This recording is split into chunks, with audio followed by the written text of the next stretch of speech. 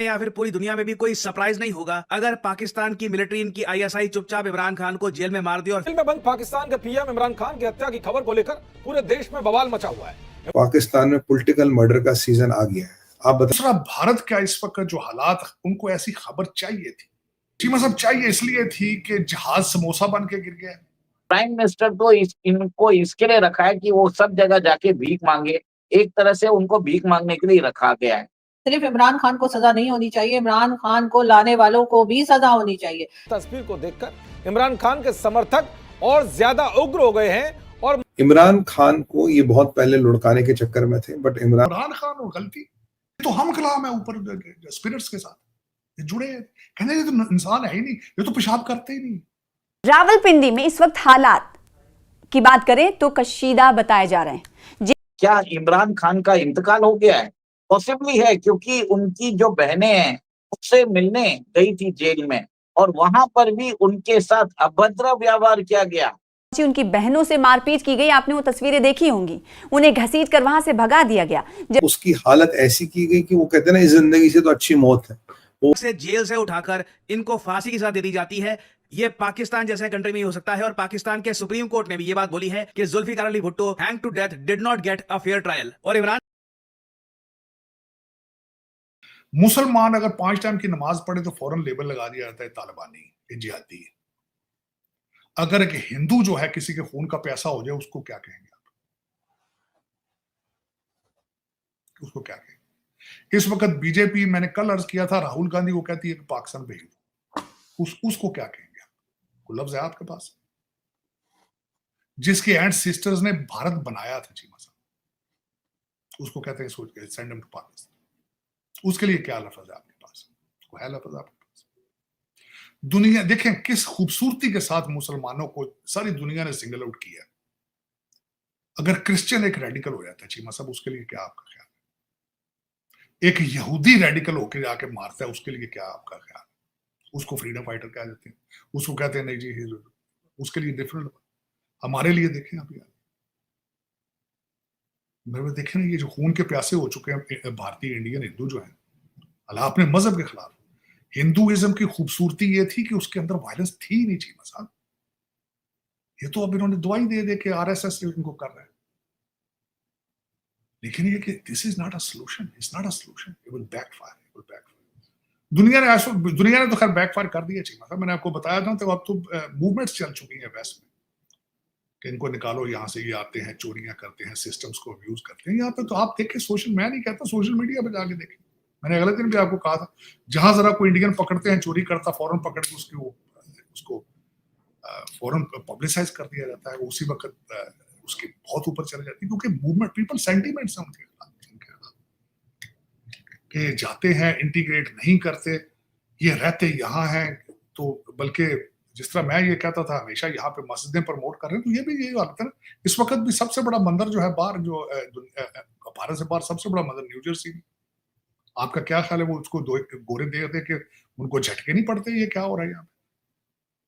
वो भी सोचते हैं ये क्या हो रहा है भाई, इंटीग्रेट नहीं कर रहे। यहाँ आएंगे, ये दूसरा भारत बनाएंगे, ये यहाँ भी गंद डालेंगे। वही जिस तरह मैंने आपको कहा था, बीचों के ऊपर जाते हैं तो वही पेशाब कर देते हैं, जहाँ खुली जगह देखते हैं। ये तो आम फैशन है पाकिस्तान में भी ऐसे ही। बसों के अड्डे पे खवातीन खड़ी होती, साथ ही 2 बंदे बैठे पेशाब कर रहे होते खड़े होके। ये बाल्डन उसने बैंकरप्ट में दिखाई ये बात। उसने कहा ये तो सामने गली में सामने खड़े होकर पेशाब सारे कर रहे, थूक रहे होते हैं, पान थूक रहे हैं, सारा वो सिगरेट फेंक रहे हैं।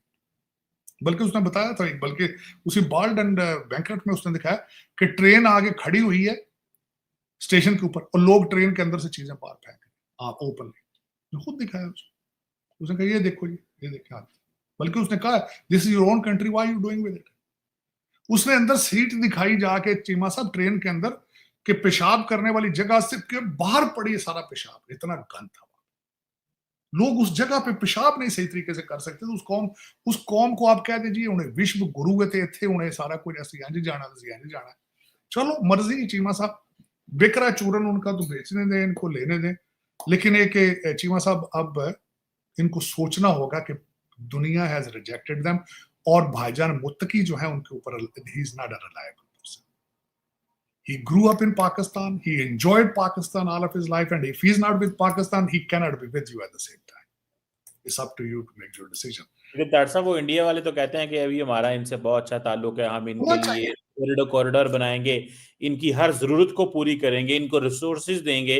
वो कहते हैं हम अफगानिस्तान को नहीं छोड़ सकते। चीमा साहब, अफगानिस्तान के पास सिवाय पाकिस्तान का कार्ड बेचने के अलावा उनके पास क्या है? एस्टैब्लिशमेंट के कंधे पे चढ़कर आए। जब तक मिलिट्री एस्टैब्लिशमेंट को ऐसा लगा कि ये प्राइम मिनिस्टर जो है वो ठीक काम कर रहे हैं या हमारे इशारों पे चल रहे हैं या हमारे हिसाब से काम कर रहे हैं, तब तक तो वो रहे। और जिस वक्त उन्होंने थोड़ा सा भी मतलब अपने हिसाब से कुछ काम करने की कोशिश की या उनको लगा मिलिट्री एस्टैब्लिशमेंट को लगा कि भाई अब तो ये किसी काम के नहीं, तो उनको हटा दिया गया। चाहे वो जुल्फिकार अली भुट्टो हो, अगर हम जुल्फिकार अली भुट्टो से शुरुआत कर सकें तो जी, जुल्फिकार अली भुट्टो की अगर हम बात करें तो वो भी मिलिट्री, उस वक्त के मिलिट्री एस्टैब्लिशमेंट के ही कंधे पे चढ़ के प्राइम मिनिस्टर बने थे। अगर ऐसा ना होता तो यकीनन उस वक्त 71 की जो वॉर हुई थी, उससे पहले जो इलेक्शंस हुए थे और एक हंगामा जो आपस में चला था और कहा यह जा रहा था कि जी शेख मुजीबुर रहमान जो है उनको प्राइम मिनिस्टर बनाया जाए और उनको सीट दी जाए, तो उस वक्त जो है वो जो गड़बड़ मचाई गई थी वो यकीनन उस टाइम की मिलिट्री एस्टैब्लिशमेंट ने की थी।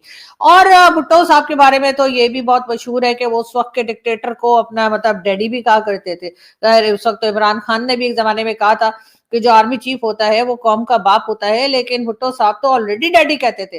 तो जी ये सिलसिला चला और उसके बाद भुट्टो साहब को जिस तरीके से फांसी हुई वो भी सभी के सामने है।